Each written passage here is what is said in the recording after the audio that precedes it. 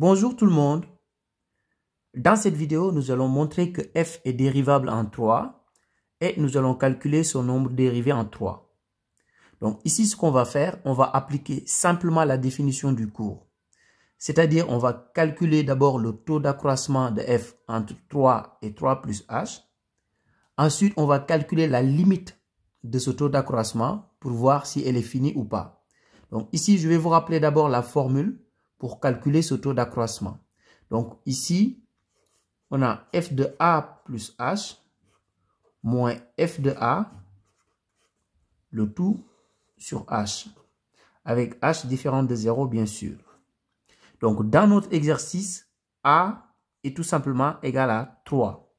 Donc ici, on va remplacer a par 3, c'est-à-dire on aura f de 3 plus h moins f de 3, le tout sur h. Donc ici, ce que je vous conseille de faire, c'est de faire les calculs séparément avant de revenir à la formule. Donc ici, sur le côté, on va calculer d'abord f de 3 plus h. Ensuite, on calculera f de 3. Après, on va revenir à la formule. Donc sur le côté, calculons d'abord f de 3 plus h. Donc ici, on a l'expression de f de x. Donc on a f de x égale x carré moins 2x.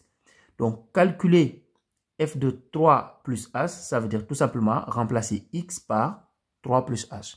Donc ici, on aura, donc ici on avait x au carré, donc là on aura 3 plus h au carré moins 2 facteur de 3 plus h. Donc ici, on a une identité remarquable, donc c'est l'identité remarquable de la forme a plus b, le tout au carré, qui est égal à a au carré, plus 2ab plus b au carré. Donc, si on applique cette identité remarquable ici, on aura 3 au carré, qui est égal à 9. Donc, plus 2ab, c'est-à-dire plus 2 fois 3 fois h, ce qui est égal à 6h, plus b au carré. Ici, b est égal à h, donc c'est-à-dire plus h au carré. Donc là, je vais faire une distributivité. Donc, je vais faire moins 2 fois 3, ce qui est égal à moins 6. Ensuite, moins 2 fois h, moins 2h. Et là, maintenant, je vais réduire et ordonner. Donc, je vais mettre le terme en h carré devant. Donc, 6h moins 2h, c'est égal à 4h, donc plus 4h. Ensuite, j'ai 9 moins 6, ce qui est égal à 3, donc plus 3. Donc, ça veut dire que f de 3 plus h est tout simplement égal à h carré plus 4h plus 3. Maintenant, calculons f de 3. Donc, f de 3. Donc, de la même manière, ici, je vais remplacer x par 3. Donc là, j'aurai 3 au carré moins 2 fois 3. Alors, 3 au carré est égal à 9. Donc, 9 moins 6. Et 9 moins 6, c'est égal à 3. Maintenant, revenons à notre expression.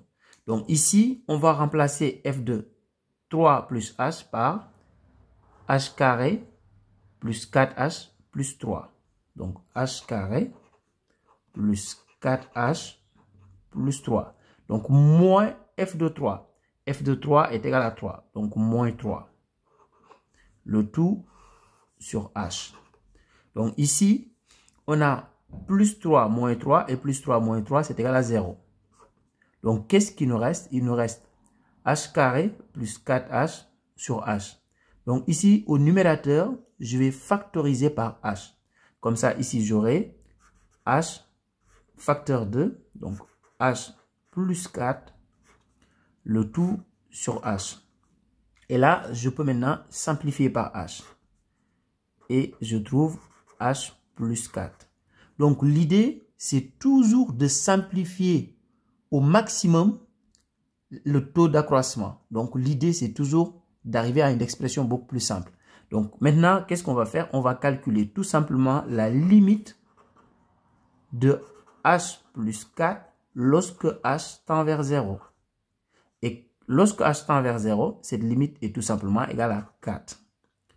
Et comme 4 est un nombre fini, on va dire tout simplement que f est dérivable en 3 et que le nombre dérivé de f en 3, c'est-à-dire f' de 3 est tout simplement égal à 4, c'est-à-dire la limite finie qu'on vient de trouver. Donc, f est dérivable. Donc, f est dérivable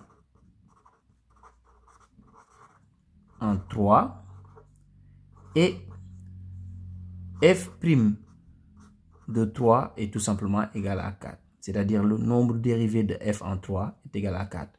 Au revoir.